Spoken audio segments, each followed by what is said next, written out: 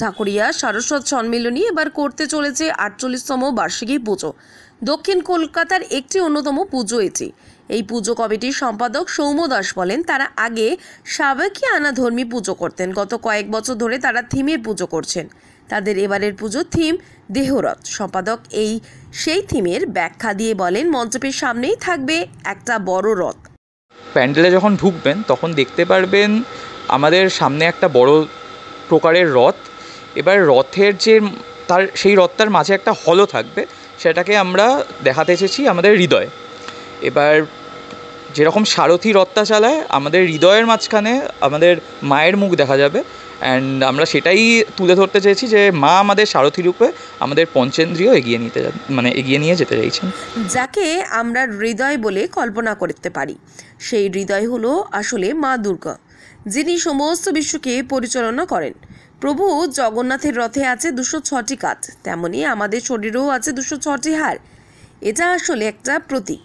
আর সব কিছুর কেন্দ্রে যে গোলক, তা আমাদের হৃদয়। সেই হৃদয়েই বাস করেন দেবী দুর্গা। এবছর ওই পুজোর থিম শিল্পী অভিক বড়াল, প্রতিমা শিল্পী কৌশিক পাল।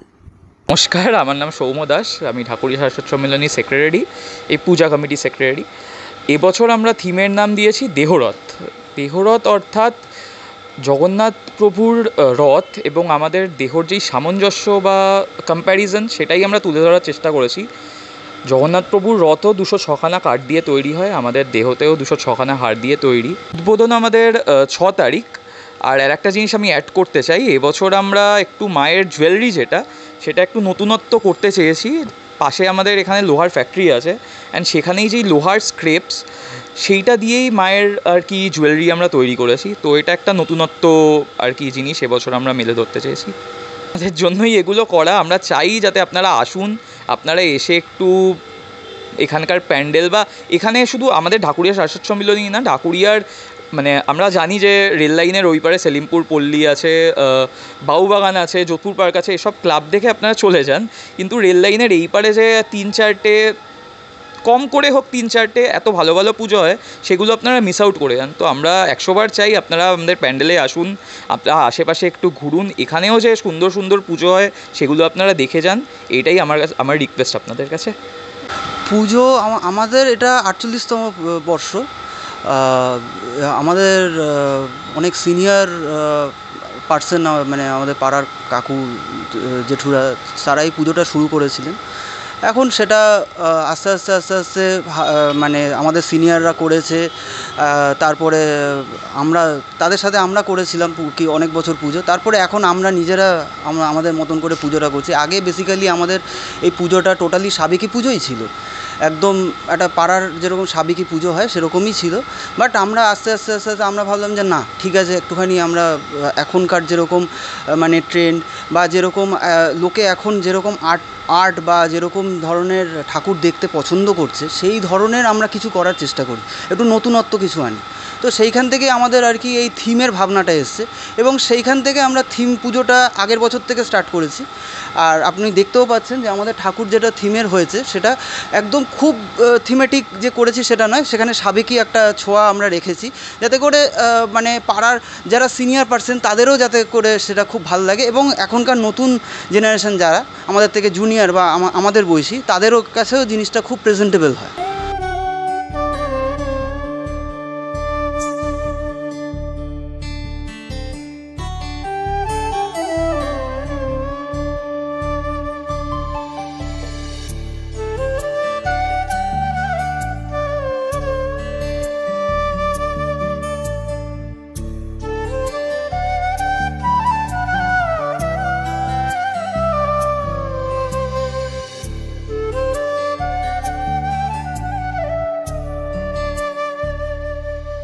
যে চিন্তা ভাবনা, সেটা আগের বছর থেকে এবছরে অনেকটা আরও ডেভেলপ করেছি।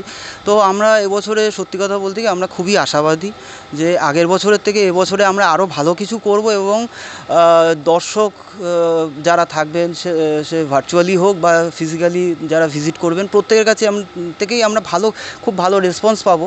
অ্যান্ড প্রাইসটা তো দেখুন, আমাদের সকলের একটা আশা থাকে যে হ্যাঁ, আমরা